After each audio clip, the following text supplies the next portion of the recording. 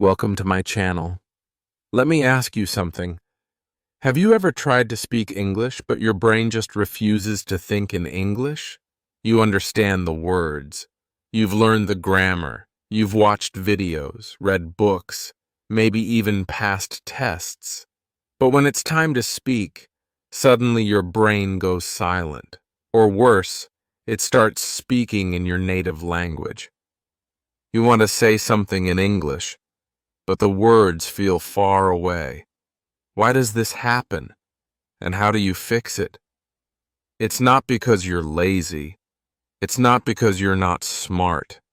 And it's definitely not because English is too hard. Here's the truth. Your brain is just doing what it's trained to do. It's used to thinking in your native language. So when it's time to speak English, it panics.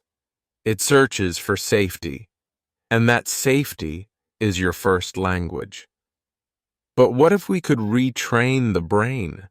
Not by memorizing long word lists, not by studying grammar for hours, but by changing one thing: the language you think in.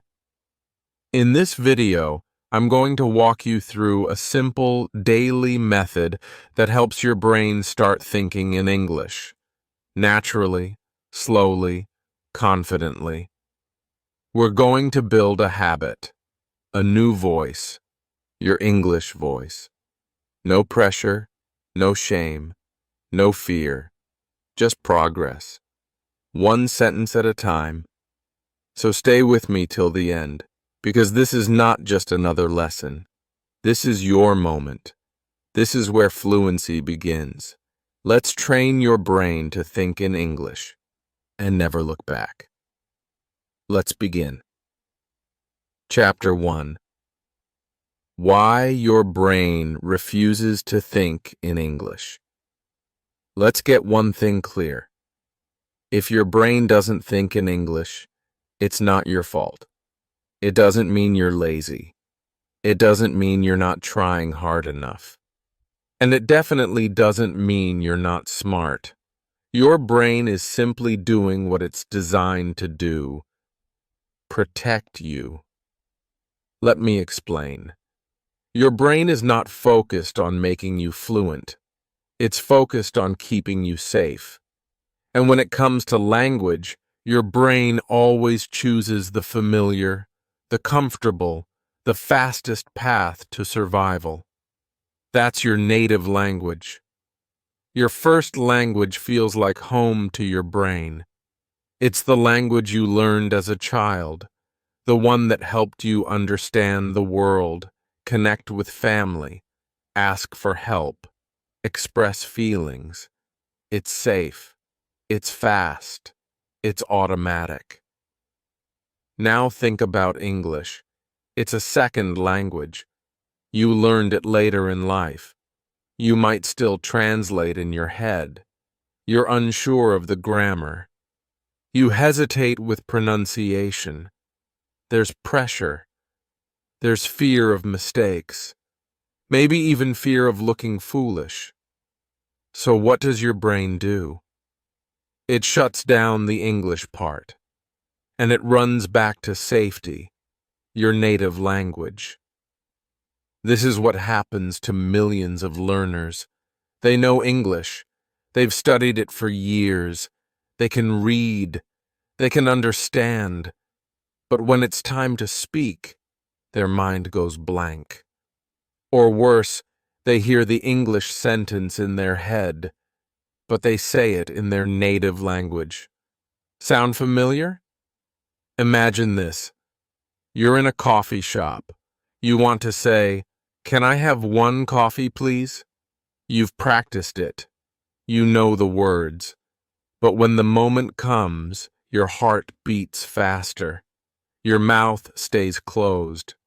You whisper the words in your native language instead. The moment passes. And later, you feel regret. This is not a language problem. It's a safety problem. Your brain doesn't feel safe speaking English yet. So how do we fix this? We don't fight the brain. We train it. We teach the brain that English can be safe, too. We create small, low-pressure habits that make English feel like a friendly place, not a battlefield. Let's go deeper. The brain's need for safety. The brain's number one job is not to make you successful. It's to keep you alive, emotionally and physically. And when you're about to speak English in front of someone, your brain senses danger. What if I say something wrong? What if they laugh at me? What if I sound stupid?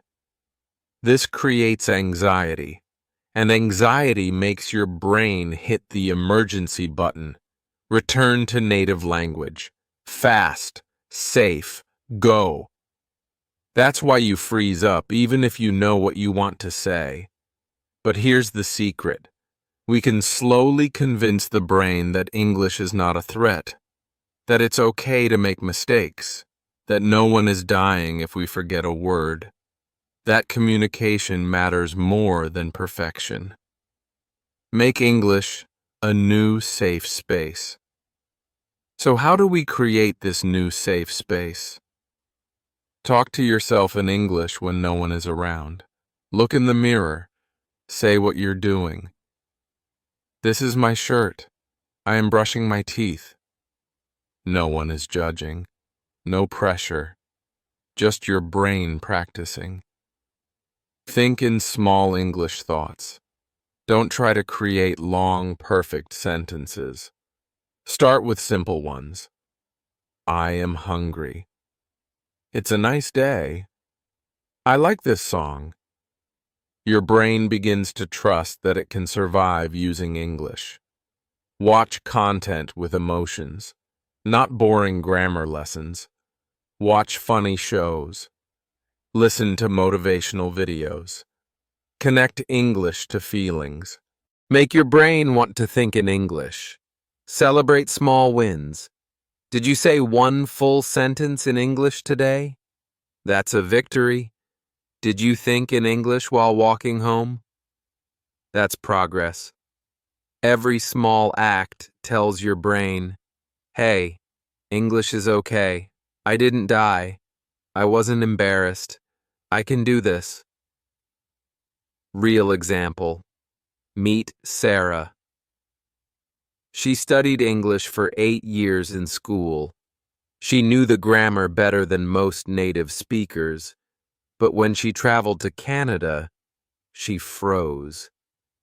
A barista asked, "How's your day going?" Sarah panicked. Her brain said, "Danger! Say nothing!" She smiled nervously and nodded. No words came out. But later, she decided to change. She began speaking one sentence out loud every morning. She whispered in English while doing chores. She watched cartoons. Simple English, no pressure. Over time, something changed.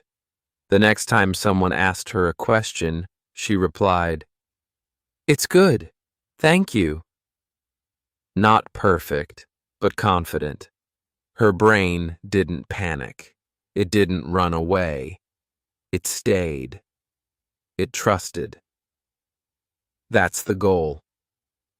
In the next chapter, we'll talk about exactly how to build this habit, day by day, and how to turn your thinking into speaking.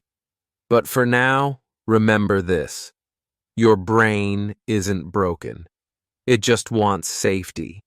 And you can teach it that English is not the enemy. It's your new home. Let's build that home together. Chapter 2. The Mirror Method. Talk to yourself. First, before you speak to the world, you must speak to yourself. Let that sink in. So many English learners focus on external practice, speaking to others, joining groups, passing interviews, and that's good. But before you can feel confident out there, you must feel comfortable in here, inside your own mind. That's why this chapter is all about the mirror method. It's simple, it's free, and it just might change the way you speak English forever. Let me explain. What is the mirror method? It's exactly what it sounds like. You look in the mirror. You speak to yourself in English. You treat your reflection like your best friend, your practice partner, your coach. Why does this work? Because the mirror does something powerful. It gives you feedback without judgment. It shows you your face, your voice, your emotion. It helps your brain connect English words to real feelings. When you speak to the mirror, you're not just practicing. You're building a relationship with the English-speaking version of yourself. You're saying, "This is me. This is my voice. This is how I sound in English." And that's okay. Start each day with English. The best time to use the mirror method? Right after you wake up. Why?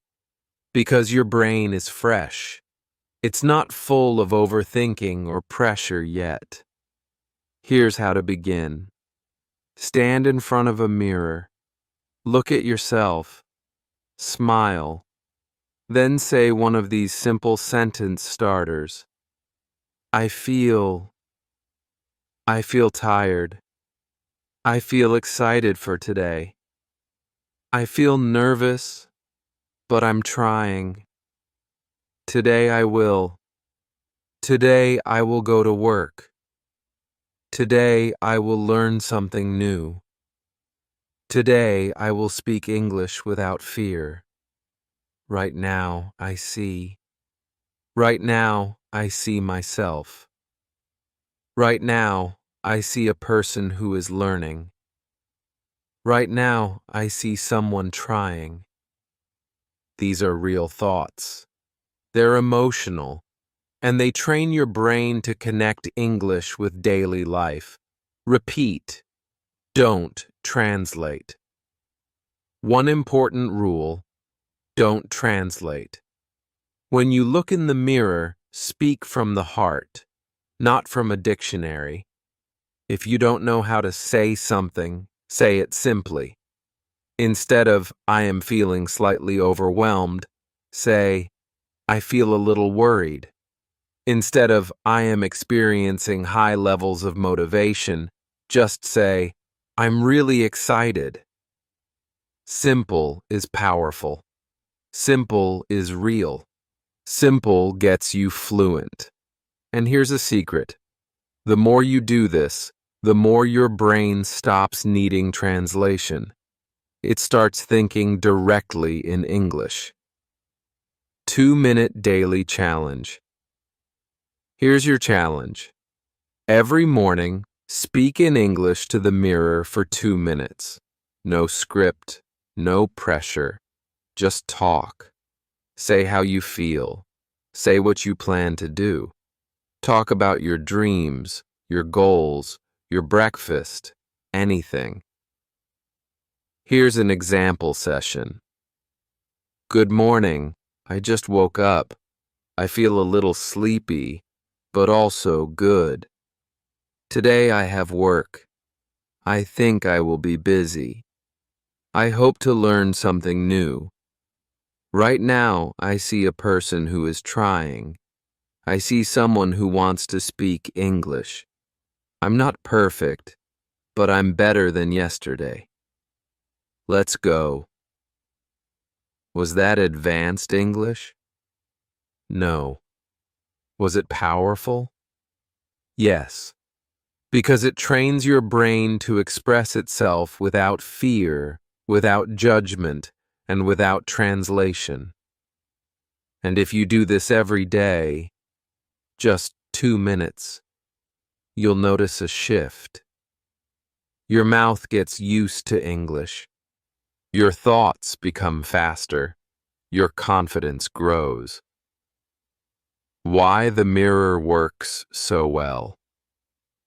The mirror is more than glass. It reflects your effort. When you speak and see yourself speaking, your brain makes emotional connections. You start to believe, this is me. I can do this. Your voice becomes familiar. Your face becomes confident. And most importantly, you start to feel like the English-speaking version of you is real. Real story. Amir's 30 days. Amir, an English learner from Turkey, was afraid to speak. He understood everything, but his mouth stayed shut.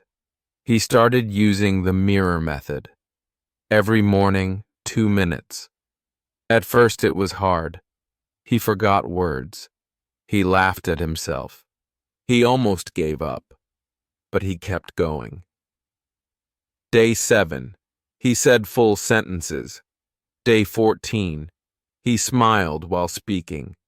Day 30. He had a full 3-minute conversation with a tourist in his city, without panic. He told me, the mirror helped me find my voice. It was always there. I just needed to meet it. Final thoughts. Before you open the door to the world, open the door to your own voice. The mirror method is simple, powerful, and personal. It's not about grammar. It's about connection. It's about becoming friends with your English voice. So tomorrow morning, don't just brush your teeth and walk away. Look in the mirror. Speak, even one sentence, even one word. Because every word you say is a step closer to fluency. Let's speak. Let's reflect. Let's begin. Chapter 3. Word association and mental images. This is where the magic starts. Until now, we've focused on building your comfort and confidence, speaking to yourself, thinking simple thoughts, getting used to your voice. But now, we take it deeper. In this chapter, we'll unlock one of the most powerful tools in language learning: word association and mental images. This is how children learn language. Not by memorizing grammar rules, not by translating every word, but by connecting words with images, feelings, and real experiences. Imagine a child hearing the word apple for the first time. No one says, this is called apple in English and seb in Hindi. They just show the fruit, smile, and say, apple. The child doesn't translate. They see the apple in their mind. They feel the taste. They hear the sound of the word. This is natural learning, and you can do it too, even as an adult. Why word association works. When you learn a new English word and connect it directly to your native language, your brain has to do extra work. You hear apple. Your brain thinks, what is the word for apple in my language? Then it shows you the fruit. This delay is small, but it matters. Now imagine this. You hear apple. Immediately, you see the red fruit. No translation. Just a mental image. This is fast English. This is fluency. So how do you train your brain to skip translation and build strong word connections? Let's explore. The power of word association. Word association means linking new words to images, feelings, sounds, or experiences, instead of translations. Let's try a few together. When you hear the word rain, close your eyes. Can you hear it falling? Can you feel the cold drops on your skin? Coffee. Can you smell it? Can you see the steam rising from the cup? Sun. Do you feel warmth? Do you imagine the sky, the light? The more senses you use, the stronger the memory. Now, when you hear rain or sun, you won't need to translate. Your brain will react instantly with an image or a feeling. This is the magic. This is how fluency feels. Practice with 20 common words. Let's try this together. Below are 20 common English words. As you read each one, stop for a second and imagine it in your mind. Not the word in your native language, but the actual image or feeling. Chair. See it.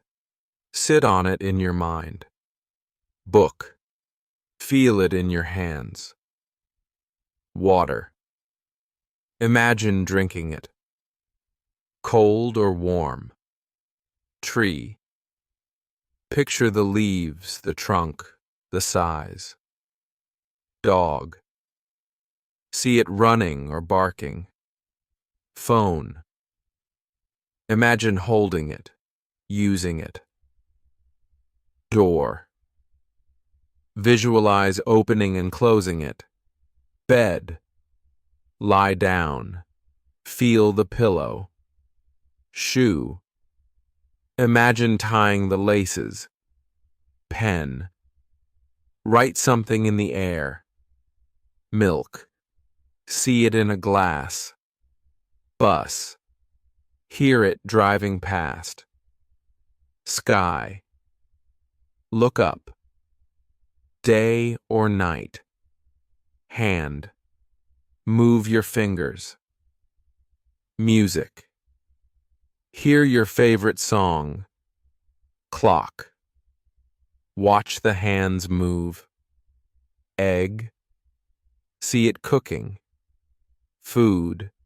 Smell it. Taste it. Window.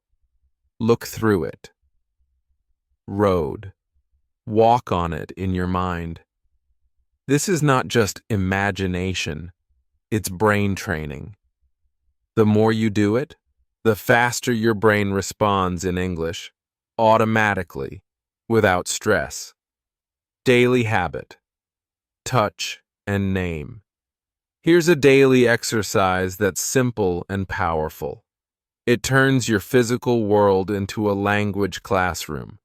Whenever you touch something, say its name in English, out loud or in your mind.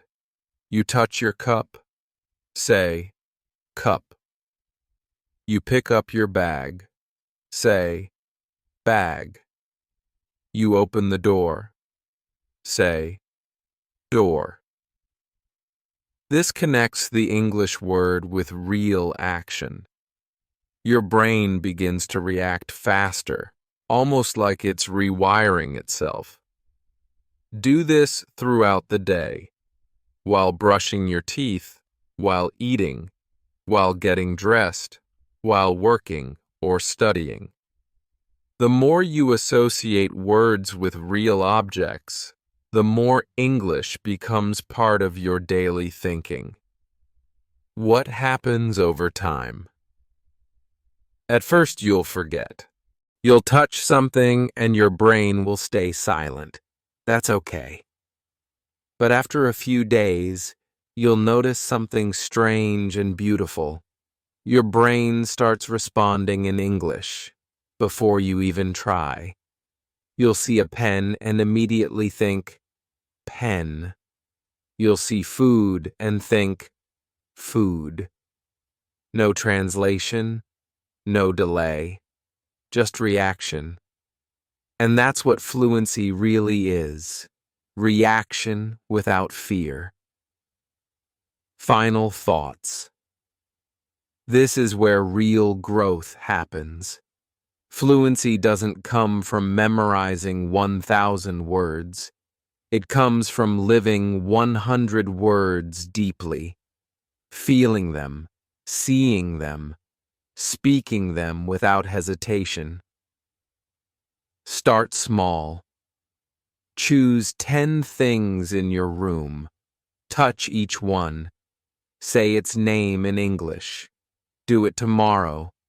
Do it the next day. Repeat until your brain says it before you do. Word association and mental imagery will train your mind to see in English, not just understand it. And that's when the magic becomes real. Let's keep going. Your English brain is waking up. Chapter 4. Shadowing. Copy. First, create later. There's a secret method that actors use to learn accents, that singers use to train their voice, and that babies use to learn how to speak. It's called shadowing. And for English learners, it might just be the most powerful tool you've never used, or never used correctly. In this chapter, we're going to break it down step by step, and by the end, you'll be doing it with me. Let's begin. Copying isn't cheating. It's learning. Many people feel shy about copying native speakers. They think, I need to create my own sentences, or I shouldn't just repeat like a parrot. But let me ask you this. How does a baby learn to speak? They don't create full sentences from day one. They listen. They repeat sounds. They copy tone, rhythm, and facial expressions. They imitate before they innovate. This is how real language learning begins, through mimicry. You're not cheating. You're learning the most natural way. What is shadowing? Shadowing is simple. You listen to a native speaker say something from a video, podcast, or conversation, and you repeat it immediately with the same rhythm, tone, and speed. Think of it like a shadow following a person. You follow their voice closely, quickly, naturally. Here's an example. Let's say the speaker says, "Hey, how's it going?" You repeat, "Hey, how's it going?" Not just the words, but the feeling, the rhythm, the emotion. This is where fluency starts, with sound and feeling, not just grammar and translation. The 3-step shadowing plan. Let's make it easy. Here's the 3-step shadowing plan that you can use every day. Step 1. Listen. Choose a short piece of content, 5 to 15 seconds. This could be a clip from a YouTube video, a podcast introduction, a movie line, a voice message in English. Listen carefully. Don't just hear the words. Feel them. Notice the rise and fall of the voice. Listen for emotion, pauses, and stress. You can play it 2 to 3 times. Step 2. Repeat. Shadow. Now repeat the exact line, with the same speed and tone. Try to match the speaker's voice like you're an actor learning a script. Here's a tip. If the speaker says it fast, break it down into 2 smaller parts. For example, I don't know what you mean. Break it into, I don't know what you mean. Then repeat both together. Don't worry about being perfect. Fluency is not about being a robot. It's about flow, about confidence. Repeat 3 to 5 times. Each time, get a little closer to the speaker's rhythm. Step 3. Reflect. Now pause. Close your eyes and think. How did that sentence feel in my mouth? Were there any words I said more smoothly than before? Did I feel more confident? Can I say it now without listening? Then try saying it without the recording. Let it come from you. Now it's yours. This is how you move from copying to creating, from practice to progress. Why shadowing works. Shadowing trains your brain in multiple ways. Listening comprehension improves. You start noticing real speed and rhythm. Pronunciation and accent get better, naturally, without thinking. Confidence grows, because you've already said the words before. Thinking in English starts, because you stop translating and start mimicking meaning. It's like training your muscles. The more you shadow, the stronger your English reflex becomes. Real-life shadowing example. Let's practice together. Here's a short, natural dialogue from everyday English. A. Hey, are you free this weekend? B. I think so. Why? What's up? A. I was thinking we could grab lunch or something. B. Sounds good. Let me check my schedule. Now, let's shadow each line. I'll break it into parts for you. Line 1. Hey, are you free this weekend? Say it with curiosity, soft and friendly. Line 2. I think so. Why? What's up? Make it sound casual, like a real conversation. Line 3. I was thinking we could grab lunch or something. Feel the hesitation, the friendly suggestion. Line 4. Sounds good. Let me check my schedule. End with confidence like you're interested. Now repeat each line 3 to 5 times with the right rhythm. Then try saying the entire dialogue yourself. Daily shadowing habit. Start with just 5 minutes a day. Pick a short clip. Listen. Shadow. Reflect. You can do this while getting dressed, cooking, walking to work, brushing your teeth. Use headphones. Use your phone. No excuses. Make it fun. Apps like YouTube, TED Talks, BBC Learning English, or even your favorite movie scenes are great places to begin. Final thoughts. You don't have to create perfect sentences today. You don't need to impress anyone, but you do need to train your mouth, your ears, and your mind to work in English together. And that starts by copying. Copying like a baby, like a singer, like an actor preparing for the stage. Shadowing builds the bridge between understanding and speaking, between hesitation and confidence. So next time someone says something in English, don't just listen. Shadow it, copy it, feel it. And one day, those words will be yours. Let's keep going. Your voice in English is getting stronger. Chapter 5. Micro Moments. Think English during daily life. You don't need a perfect environment to learn English. You don't need a classroom, a textbook, or a native speaker beside you.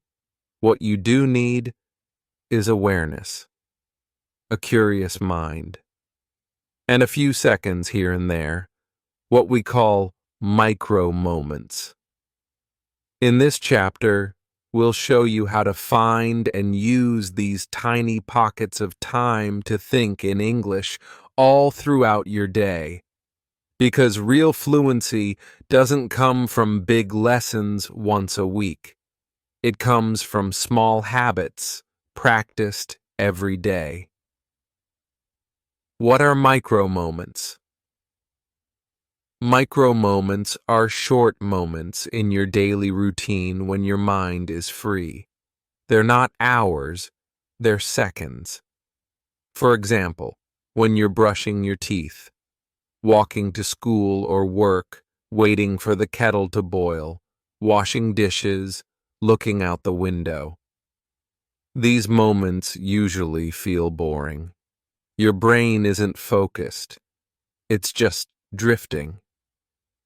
But what if, in those quiet seconds, you trained your brain to think in English? What if brushing your teeth became a speaking practice? What if walking became your time to describe the world? In English? That's the power of micro moments. Small, simple, life-changing. Talk while doing. Let's begin with the easiest habit, talking while doing. This means you describe what you're doing while you're doing it, using English. It doesn't have to be perfect. Just say something. Examples. While brushing teeth. I am brushing my teeth. My brush is blue. I see toothpaste. I am looking in the mirror. While making tea. I am boiling water. I am holding a cup. I smell tea. I like this smell. While walking. I see a dog. The sun is bright. The road is empty. My legs are tired. These are short, natural sentences. You're not trying to impress anyone. You're training your brain to use English automatically in the real world. Do this again and again, every day. Soon your thoughts will begin to come in English, without effort. Describe what you see. Another powerful method is visual description. Wherever you are, look around. Use simple English to describe objects, colors, people, actions. The door is open. The boy is running. That car is red. The sky is cloudy. My hands are cold. This practice makes English part of your environment. It builds real-life vocabulary and connects words to images, not translations. Start with what you know. If you don't know the word, skip it or guess. You can check it later. The goal is not perfection, it's presence. Ask your brain simple questions. You can also train your brain to think in English by asking yourself small questions. Examples. What do I see? What am I doing? What is this called in English? How do I feel right now? What's the color of this thing? Let's try this right now. Look around you. Pick one object. Ask, what do I see? What is it called in English? Can I describe it in one sentence? Let's say you see a chair. I see a chair. It is brown. It looks comfortable. I sit on it every day. You just created natural English from your life. No textbook, no translation, just you observing, thinking, speaking. Mistakes are part of it. When you speak in micro moments, your English won't be perfect. You'll forget words. You'll say strange things. That's okay. Broken English is better than no English. Think about a baby learning to speak. They say funny, simple, broken sentences, and everyone claps. Why? Because it's progress. Treat yourself the same way. Celebrate your effort, not your grammar. Daily micro-moment routine. You don't need hours. Here's a simple routine to use micro-moments throughout the day. Morning, 2 minutes. While getting ready. I am brushing my hair. I feel sleepy. It is cold today. Afternoon, walking or waiting. I see trees. The sky is blue. I am hungry. Evening, before sleep. Today I worked hard. I learned something new. I spoke English to myself. Even if you do just one of these moments each day, you're creating a habit. You're teaching your brain, hey, this language matters. Let's keep using it. Real story. Nina's habit. Nina, a student from Brazil, was too shy to speak English in class. But every day, she walked 15 minutes to her bus stop. She decided to try something new. Each day during the walk, she talked to herself in English. She described the road, the people, her thoughts. At first, she could only say 3 or 4 words. But after a few weeks, she was speaking in full sentences. Now, she says, that 15-minute walk taught me more English than 2 years of grammar lessons. Why? Because it was real. It was daily. It was hers. Final thoughts. You don't need more time. You need more micro moments. Turn your routines into lessons. Turn your surroundings into vocabulary. Turn your thoughts into English sentences. And remember, fluency is not something you find in a book. It's something you build, one small moment at a time. So don't wait for a big chance. Use the small ones, right now, right here. Look around.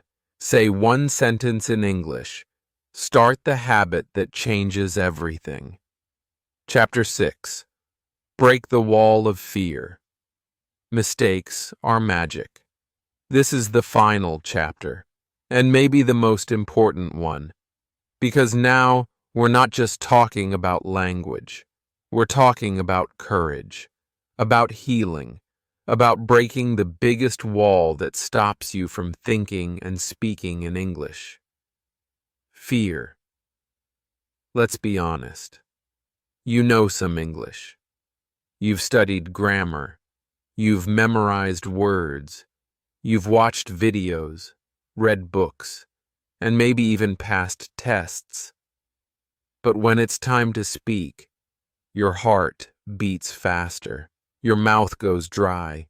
Your brain screams, "What if I make a mistake?" This fear is not just in your brain. It's in your body. It's in your memories. Maybe you were laughed at once. Maybe someone corrected you harshly. Maybe you compared yourself to others and thought, "I'll never sound like that." So you stayed quiet. You waited. You kept learning, but never speaking. You thought, maybe when I'm perfect, I'll be ready. But here's the truth you need to hear, maybe more than any grammar rule or vocabulary list. Mistakes are not the enemy. Mistakes are magic. The proud mistakes mindset. Let me introduce a simple but powerful mindset shift. I call it proud mistakes. Most learners try to hide their mistakes. They feel shame, embarrassment. But what if you flipped it? What if every mistake you make becomes a reason to celebrate? Imagine this. You say, "I go to store yesterday." Someone corrects you. "Ah, you mean I went to the store yesterday." Now you know. You've just learned something real. That one small moment, that tiny mistake, taught you more than a grammar book ever could. You should smile and say, "Thank you. That was my proud mistake for today." Because that mistake meant you were brave. It meant you were trying. It meant you spoke, even when your fear told you not to. Mistakes made while learning are not failures. They are the footprints of progress. Real stories, from silence to speaking. Let me share a few real stories of students I've worked with. Lena from Indonesia spent 6 years learning English silently. She understood almost everything, but never spoke. She said, "I was afraid my accent was wrong, my grammar, my face, my voice. I felt stupid before I even opened my mouth." Then, one day, in an English class, her teacher said something that changed her life. "Your silence is not safe. It's a prison. Speak badly, but speak." Lena started speaking in broken English. She made 10 mistakes per sentence, but she kept going. And within 3 months, her confidence exploded. Today, she leads meetings in English at her job. She told me, "My freedom started the day I stopped trying to be perfect." Carlos from Mexico recorded his voice every night. He would talk to himself in English for 3 minutes, and then listen. He said he hated the sound of his voice at first. "I sounded like a child, like I didn't belong." But he kept recording, every day. And soon, he noticed something. I made fewer mistakes. I spoke faster. I felt stronger. One night after a long recording, he said something that made me tear up. "Every mistake I made was a stepping stone. I love them now. They were my teachers." Why the brain learns faster without fear. When you're afraid, your brain shuts down. It goes into survival mode. It says, "Don't speak, don't risk, stay quiet." But when you remove fear, or at least face it, the brain opens. It becomes curious. It becomes brave. It absorbs language faster because it's not hiding anymore. This is why speaking badly is better than not speaking at all. Say the wrong word. Use the wrong tense. Forget the sentence halfway. It doesn't matter, because you showed up. You did the thing most people are too afraid to do. How to practice brave speaking. Here are a few ways you can start using proud mistakes today. Talk out loud alone. Speak to yourself for 2 to 5 minutes. Use simple words. Make mistakes proudly. Record your voice. Say a few sentences each day. Don't aim for perfection. Aim for expression. Join low-pressure communities, online speaking groups, language apps, or friendly chat rooms where people support you. Celebrate every mistake. Write them down. Smile at them. Learn from them. Thank them. Repeat this mantra. Say it every day. I speak. I make mistakes. I learn. I grow. Final thoughts. The voice you've been hiding somewhere inside you. There's a voice that's been waiting. A voice that wants to speak, to share, to connect. That voice may not sound perfect, but it's yours, and it's beautiful. because it's real. You don't need to be perfect to start. You only need to be brave. So let go. Let go of the fear. Let go of the need to sound like a native speaker. Let go of the prison of silence. Speak badly. Speak bravely. Speak you. Because every mistake you make is magic. It means you're learning. It means you're alive. It means you're free.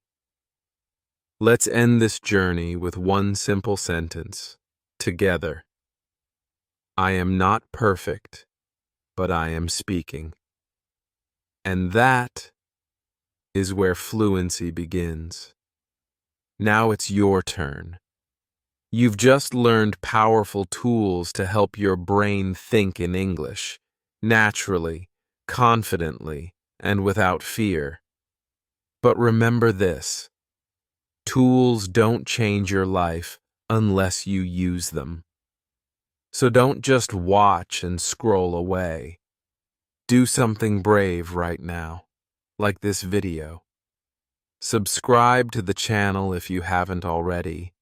And most importantly, comment below with one simple sentence in English. It doesn't have to be perfect. It doesn't have to be clever. Just write something real, something you. I am learning. This is my moment. I feel nervous, but I'm trying. Even, I don't know what to say. That's okay. That's the beginning. Because every sentence you write is a step forward. Every word is a little victory. And your mistakes? They are magic. I will read every single comment. I will cheer for you. Because you are not alone, not in this journey. Your brain is not your enemy. It's your teammate, your partner, your translator, your guide, your voice. And together, step by step, word by word, you and your English brain will go farther than you ever imagined. So take a deep breath and start now. Your English journey is not waiting. It's happening. And this moment could be the moment everything changes.